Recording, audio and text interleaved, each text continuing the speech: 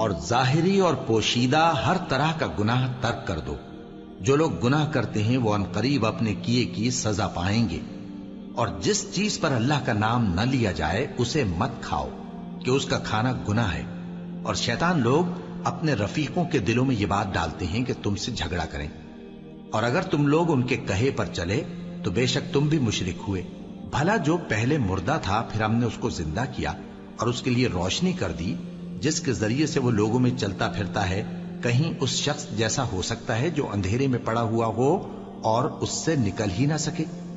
اسی طرح کافر جو عمل کر رہے ہیں وہ انہیں اچھے معلوم ہوتے ہیں۔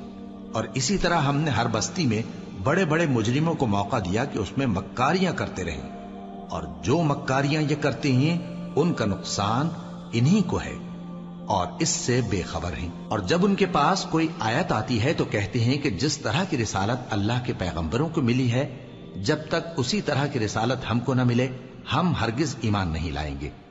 اس کو اللہ ہی خوب جانتا ہے کہ رسالت کا کون سا موقع ہے اور وہ اپنی پیغمبری کسے عنایت فرمائے۔ جو لوگ جرم کرتے ہیں ان کو اللہ کے ہاں ذلت نصیب ہوگی اور عذاب شدید ہوگا، اس لیے کہ مکاریاں کرتے تھے۔ تو جس شخص کو اللہ چاہتا ہے کہ ہدایت بخشے اس کا سینہ اسلام کے لیے کھول دیتا ہے، اور جسے چاہتا ہے کہ گمراہ کرے اس کا سینہ تنگ اور گھٹا ہوا کر دیتا ہے، گویا وہ آسمان پر چڑھ رہا ہے۔ اس طرح اللہ ان لوگوں پر جو ایمان نہیں لاتے عذاب بھیجتا ہے۔ اور یہی تمہارے پروردگار کا سیدھا رستہ ہے۔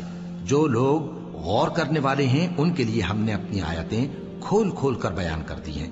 ان کے لیے ان کے اعمال کے صلے میں پروردگار کے ہاں سلامتی کا گھر ہے اور وہی ان کا دوست ہے۔ اور جس دن وہ سب جن و انس کو جمع کرے گا اور فرمائے گا کہ اے گروہ جنات، تم نے انسانوں سے بہت فائدے حاصل کیے، تو جو انسانوں میں ان کے دوست ہوں گے وہ کہیں گے کہ پروردگار ہم ایک دوسرے سے فائدے حاصل کرتے رہے، اور آخر اس وقت کو پہنچ گئے جو تو نے ہمارے لیے مقرر کیا تھا۔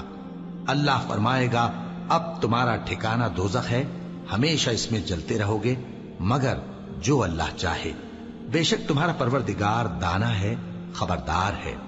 اور اسی طرح ہم ظالموں کو ان کے اعمال کے سبب جو وہ کرتے تھے ایک دوسرے کے قریب کر دیں گے۔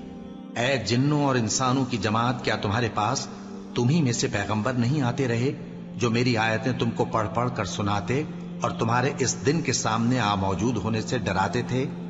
وہ کہیں گے کہ پروردگار ہمیں اپنے گناہوں کا اقرار ہے، اور ان لوگوں کو دنیا کی زندگی نے دھوکے میں ڈال رکھا تھا اور اب خود انہوں نے اپنے اوپر گواہی دی کہ کفر کرتے تھے۔ اے نبی، یہ جو